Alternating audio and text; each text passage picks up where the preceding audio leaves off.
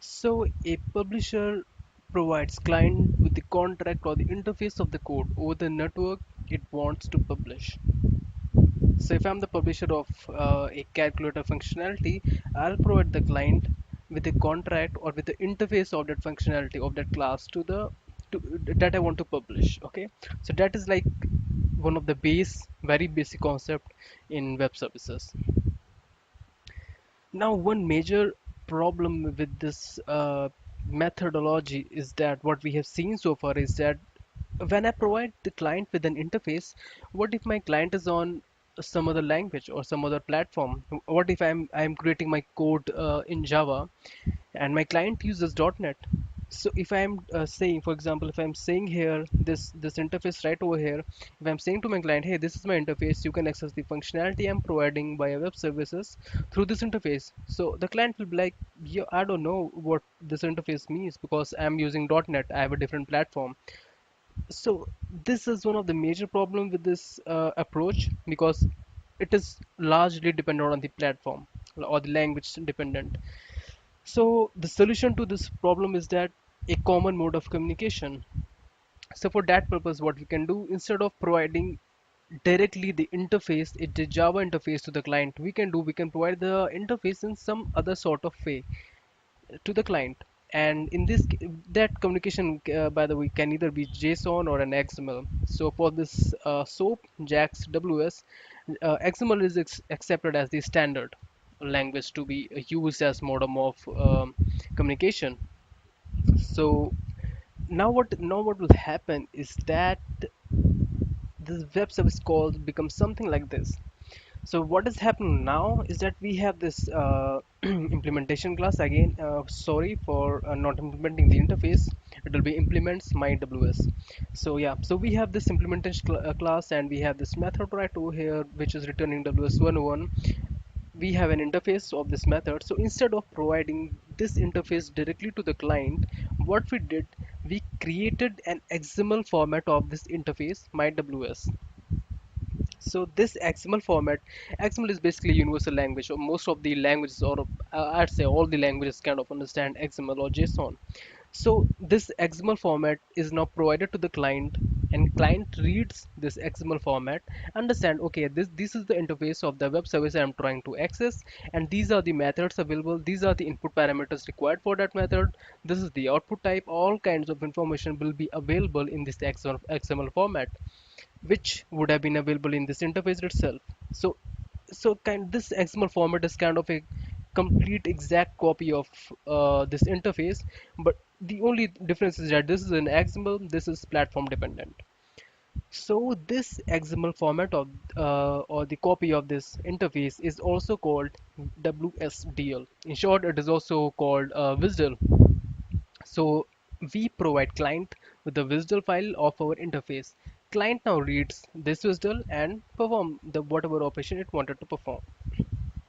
So what we learned is that this XML formatted copy of publisher codes interface contract is known as WSDL. So a WSDL is itself an contract.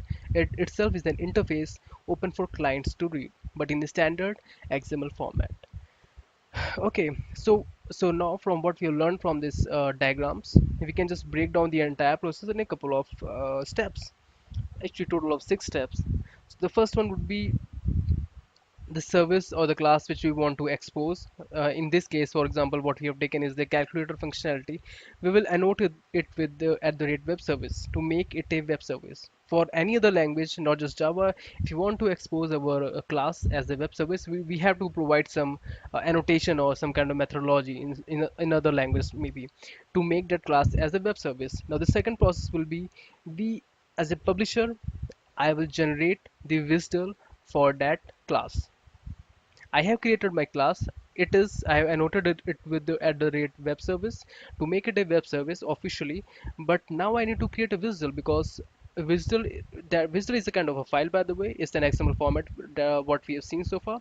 So we need to create this XML formatted WSDL WSDL in order to expose it, because this file is what we are gonna give to clients. We do not actually expose our main code. We say client, hey, take this WSDL. So in order to expose our functionality and a web service, we need to generate the WSDL. Third step would be uh, give the WSDL to client code. Now this WSDL, the file which we created, the XML WSDL file, we give this file to client. Now client reads the WSDL by some method which we will see soon, and know what are the methods available to call for him, what are the input parameters required for those methods, and what are the return types of that method, and all kinds of format and data types. So basically WSDL contain all the information which a clients could possibly require to call that functionality. Now the client generates client language dependent interface. What I meant by that is client already has the WSDL, right? But it cannot directly call the WSDL file to interact with the server code. What it will do from the WSDL, it will generate some files which are specific to its platform.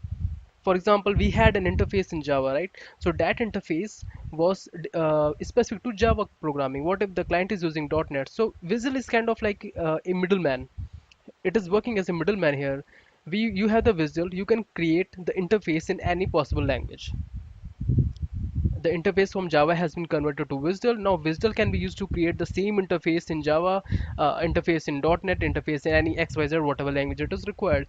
So what client will do? Client will take that WSDL. It will generate files which are dependent to his language. If he's using .NET or he's using PHP or something, it will generate files which his language can read, right? So let's assume the client is also using Java. It will create an interface in this case also, interface along with some other files which will contain the data like how to over the network, how to contact the servers or the publisher's code, those kind of stuff. So those are the things which client will generate. We'll see how the client is going to generate these files soon. The last step would be client call these generated interface in its code and to make the request call. So we have the all these generated interface files. Now client is going to call these files instead of directly calling the main files over another server, and in turn these interface files will are gonna call whatever functionality we are supposed to call. So there's one more last step. Actually, client is getting response from the web service. So that was all about the how things are gonna work in a web service. From the next tutorial, we are gonna see how a response call and request call are happen. Thanks for